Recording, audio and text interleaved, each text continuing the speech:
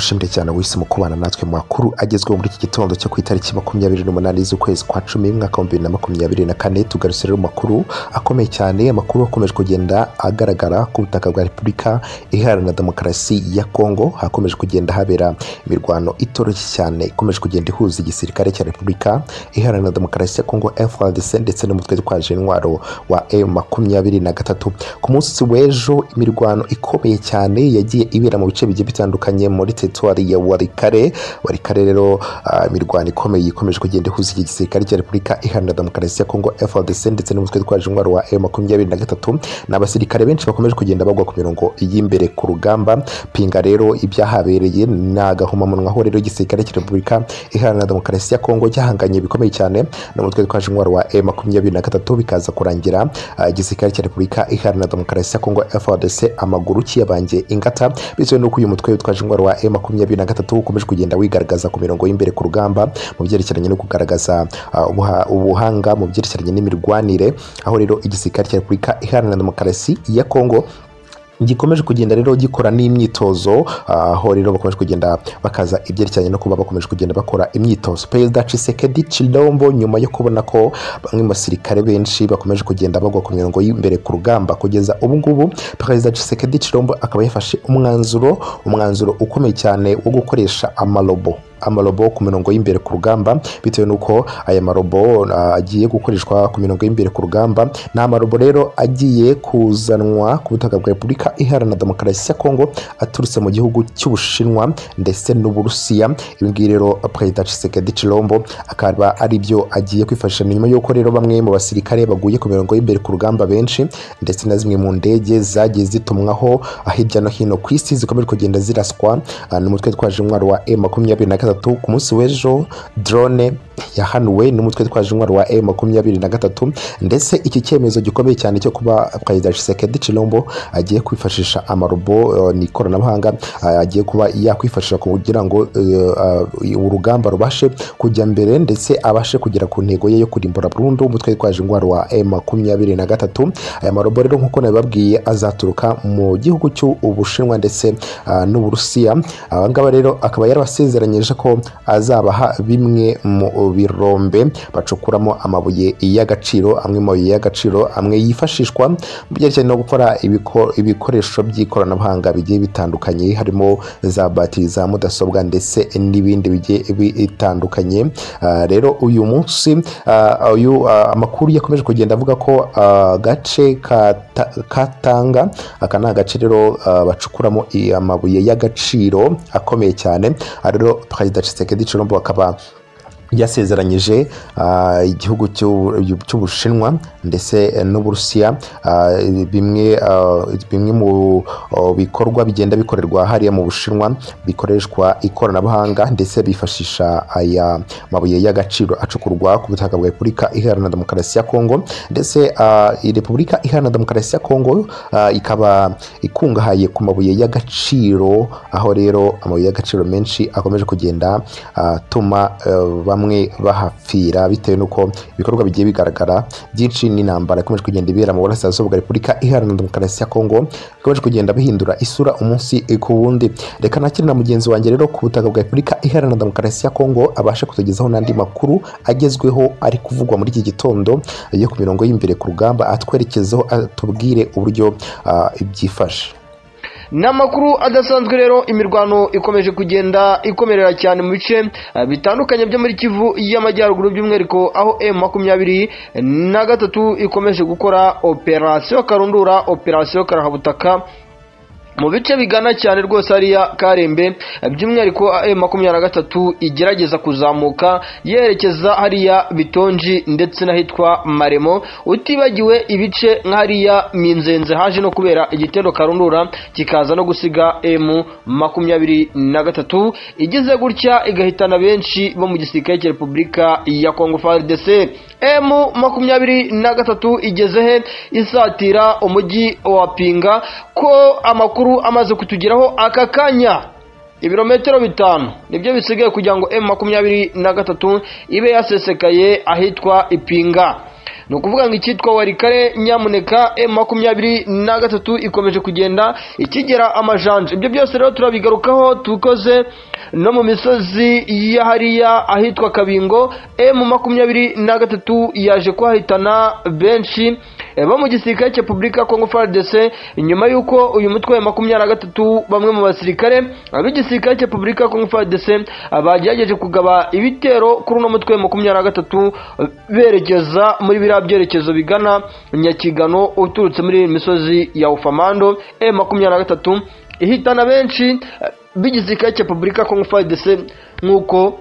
amakuru akomeje kugenda ava ku mirongo y'imbere ku rugamba akomeje kugenda n'ubundi agaragara. Ni nabyo kandi nanone mu bice by'ahangaha Isake nyuma yuko M23 ikomeje kuharwanirira icyitwa rwose umuhenerezo hagati n'igisirikare cya Repubulika ya Kongo FARDC. Ubu nyuma yuko M23 ibona yuko igisirikare cya Kongo FARDC cyashyize imbaraga nyinshi cyane kuri uno muhanda Sake Kishanga, ndakubwiza ukuri yuko imisozi nka Katembe, imisozi nka Rushoga, imisozi ikaruba ibushyuhe ndetse n'ahitwa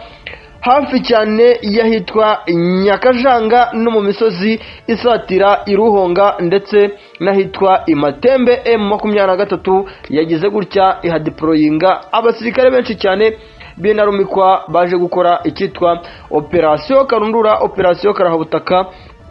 ku ruhande rw'igisirikare cya Repubulika ya Kongo FARDC n'ubundi gikomeje kugaragaza icyitwa umwuka wo gukomeza kwataka uno mutwe, ari nako bashaka guhangana nawo nk'uko amakuru akomeje kugenda aturuka ku mirongo y'imbere ku rugamba akomeje kugenda yivugira. Yes, rero ni M23 ngira ngo dutangire cyane muri bino bice bigana mu misozi y'Ipinga. M23 yagize gutya igerageza kugaba igitero ku gisirikare cya Repubulika ya Kongo FARDC muri ino misozi y'Ikarembe mu rwego kugira ngo barebe yuko nibuza bashobora kuba bakwirwa no mu rwego rukomeye kugira ngo iki gisirikare cya Repubulika ya Kongo FARDC kitagira gutya kigaca muri iriya misozi yegere hariya Bitonji, imisozi yegere Marimo, ngo babe bagaba igitero muri iriya misozi y'Igashuga cyangwa se mu misozi yegere hariya Katsiro ndetse n'Imweso. Aha ngaha kubwiza ukuri yuko rero M23 yakoreye operasiyo idasanzwe ahitwa Minzenze. Iyi operasiyo yari yo kugira gutya kugira ngo M23 ibone ikizamuka muri uno muhanda n'ubundi uhuza Bitonji, Maremo, Minzenze ndetse n'ahitwa Peti, aho M23 iri kugerageza gusatira umujyi wa Pinga. Ni urugamba rudasanzwe rero rwaje kugwamo abasirikare bagira kuri amasirikare 200, abasirikare hagati ya 200 niyo mibare dukomeje kugenda duhabwa nyuma yuko urugamba M23 ikomeje kugenda irirwana yerekeza hariya Iwarikare kugira ngo ikureho icyitwa impaka hagati y'uyu mutwe n'igisirikare cya Repubulika ya Kongo FARDC, uno mutwe wibikaho icyitwa Warikare nk'uko bikomeje kugenda bigaragara cyane mu cyerekezo uno mutwe ukomeje kugenda ugaba kuri kino gisirikare cya Repubulika ya Kongo FARDC, kandi ibi byose bakabikora baciye muri pozisiyo zitandukanye navuga za kinyamwuga ku ruhande rw'uno mutwe. Nyamuneka urugamba ni rworoshye, ni rworoshye. Inshuti magara aranyandikira arambwira ati bwana munyamakuru, ndagira ngo nkumenyeshe yuko nyuma y'ibitero bikomeye M23 ikomeje kugaba iciye mu misozi ya hano Bitonji, Marimo ndetse n'angaha Minzenze haguye aba FDLR benshi n'abarundi. Icyitwa guhunga kw'abaturage bikomeje kwiyongera bitewe nuko cyane cyane muri bino bice bya Minzenze hatuwe n'abaturage batuye mu nzu z'ibyatsi. Aba FDLR n'abarundi bari kugira gutya bakadutwikira amazu cyangwa se bakarasa n'amakompora amazu yacu agashya ndetse natwe ubuzima bwacu bukahangirikira. Yes, ni inshuti rero n'umuvandimwe amaze kumbwira neza yuko ngo igisirikare cya Repubulika ya Kongo FARDC gikomeje kurasa icyitwa Avegrema rwose bagatera amakompora mu bice bya hariya bitonje ndetse no mu bice bya hariya Maremo mu rwego rwo kugira ngo barebe yuko M23 bashobora kuba bayicumacuma bakayigiza inyuma ntiyegere muri iriya misozi yegereye ahitwa Peti ndetse n'ahitwa Burayi. Nyamuneka ni urugamba rutoroshye, urabona yuko M23 yamaze gushyiramo icyitwa intera ya hafi cyane, intera ya hafi cyane kandi intera igaragaza intambwe idasubira inyuma ku ntambwe intare zasarambwe nk'uko urugamba rukomeje kubera ahitwa Warikare ndetse n'imisozi ihana intera ya hafi nino Warikare by'umwihariko n'ibice bigize hariya muri teritwari ya Masisi. N'ubundi M23 ikomeje kugenda ikuramo umusada igerageza kugaba ibitero kuri kino gisirikare cya Repubulika ya Kongo FARDC. Ni operasiyo Karundura yaje kubera ahitwa Ikabingo hafi y'umusozi nka Kadahandwa ndetse n'ahitwa Ruwizi hafi n'imisozi yegereye Rwangara, Rufufu ndetse n'ahitwa Nyarunaba. Ni igisirikare cya Repubulika ya Kongo FARDC cyagerageje kugaba ibitero rero bashaka kwirukana M23 n'ubundi iri kugerageza gukora buri kintu cyose gishoboka kugira ngo iburizemo ibitero bya kino gisirikare rwose cya Kongo FARDC by'umwihariko abasadeke ndetse n'abarundi bari kugaba ibitero baturutse muri iriya misozi ya Ufamando ndetse bagaca no muri iriya misozi y'Inyakigano kugira ngo barebe uko nibuza bashobora kuba bagaba M23 ibitero Karundura muri iriya misozi yegereye ibishasha hariya za Kikoma ndetse n'imisozi ya Katoyi utibagera za Cugi. Ariko ukabona yuko intera M23 ifitemo ukurikije ahantu igisirikare cya Repubulika ya Kongo FARDC gikomeje gucisha abasirikare by'abari hariya mu bice bya Ufamando, ibice bya hariya hafi za Nyakigano ndetse n'ahandi hatandukanye. Ukabona yuko nyamuneka ibintu bitoroshye na gatoya M23 yambariye urugamba ivuga iti byanga bikunda umugambi wacu nka Alliance FEV Congo, icyo dushaka ni uguharanira icyitwa uburenganzira n'ubuzima, nicyo dushaka tugashyiraho politike ishingiye ku kuri, tugaca icyitwa akarengane gakomeje guterwa n'umugabo witwa Antoine Felix Tshisekedi Tshilombo ukomeje kugenda urangwaho n'ibikorwa by'ubugizi bwa nabi, aho icyitwa urwego rw'ubutasi Anire ndetse na Demiyape bakomeje gufata abaturage, kuko nk'ubu mu minsi ibiri harabarurwa abaturage barenga 19 bamaze gufatwa bashinzwe yuko ngo bakorana n'icyama cya M23 cyangwa se Alliance FEV Congo mu mugambi muremure wo kuzana icyitwa uburenganzira cyangwa se n'umugambi muremure wo kurwanya ubutegetsi bwa Tshisekedi Tshilombo no kurwanya igisirikare cya Repubulika ya Kongo FARDC n'abafatanyabikorwa bakomeje gukora buri kintu cyose gishoboka ngo bahangane n'uno mutwe ukomeje kwiterera intambwe wegera rwose usatira umujyi wa Goma ukurikije imisozi by'abari ino misozi ihana intera ya hafi n'ibice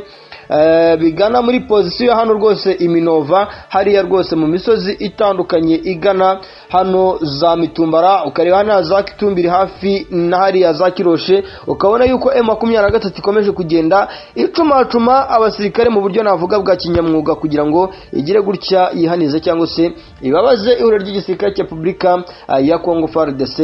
ndetse n'icyitwa abafatanya abikorwa ababo. Ni intambara Karundura rero ni igisirikare cya Repubulika ya Kongo FARDC, ari nako rwose mpamanaho kubashimira kubw'urukundo mudahwema kutwereka. Icyitwa comment icyo rwose udutima mujye mudushyiramo rwose tumenye ese birapfira he, icyo mushaka kidasanzwe ku budasa bwacu mugire gutya like rwose muziduhereze maze ubundi tumenye se ibintu bihagaze bite n'ubundi muri rusange. Nkaho icyitwa intambara cyo rwose ndababwiza ukuri yuko ariho kigitangira, ndababwiza ukuri yuko ibintu bitoroshye.